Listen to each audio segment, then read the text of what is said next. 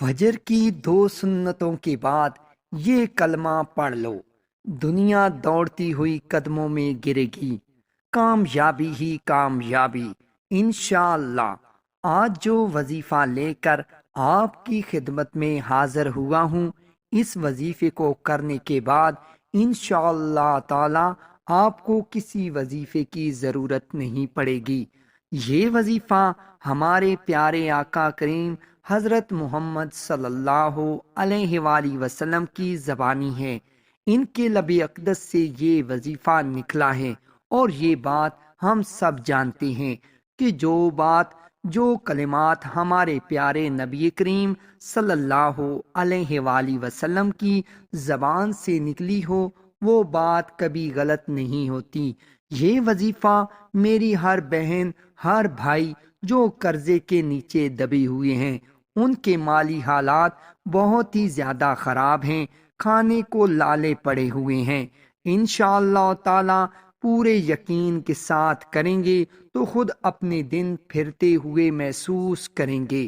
آپ لوگوں سے یہی التماس ہے کہ ہماری بات کو غور سے سنا کیجیے، تاکہ ہماری باتیں آپ کو ٹھیک سے سمجھ آ سکیں اور ہماری باتوں پر عمل کر سکیں۔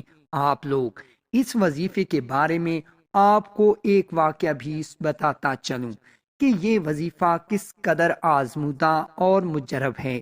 روایت میں آتا ہے کہ ایک دفعہ ایک شخص ہمارے پیارے نبی کریم صلی اللہ علیہ وآلہ وسلم کے پاس آیا اور آ کر کہنے لگا، یا رسول اللہ صلی اللہ علیہ وآلہ وسلم، دنیا نے میری طرف سے پیٹھ پھیر لی ہے، مطلب کہ کھانے پینے کو کچھ بھی نہیں، روزگار سے بہت زیادہ تنگ ہوں، حالات سے بہت زیادہ پریشان اور تنگ ہوں، اور آپ کے پاس آیا ہوں۔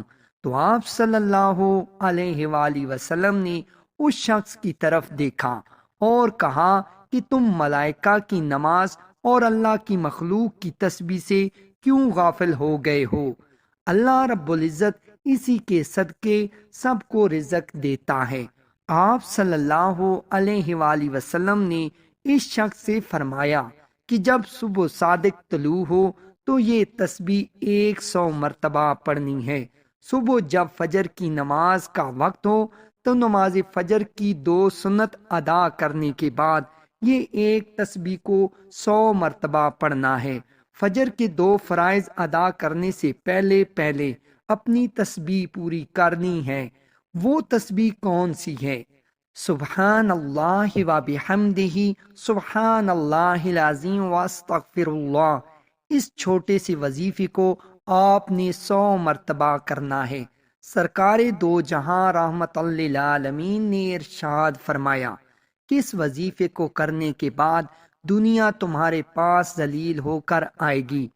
اس وظیفے کو فجر کی 2 سنت ادا کرنے کے بعد جو بھی کرے گا، دنیا اس کے پاس ذلیل و رسوا ہو کر خود آئے گی۔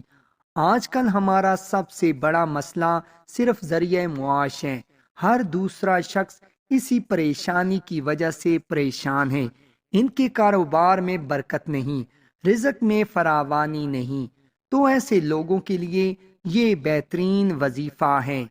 ناظرین، اگر آپ کو ہماری ویڈیو پسند آئی تو لائک کے ساتھ ساتھ شیئر بھی ضرور کیجیے گا، اور اگر آپ ہمارے چینل حب اسلام میں نئے ہیں اور آپ نے ابھی تک ہمارے چینل کو سبسکرائب نہیں کیا تو جلدی سے ہمارے چینل کو سبسکرائب کر دیں اور ساتھ ہی لگے گھنٹی کے بٹن کو بھی دبا دیں، تاکہ ہماری آنے والی ہر نئی ویڈیو کا نوٹیفیکیشن آپ کو بر وقت مل سکے۔ جزاک اللہ خیرہ۔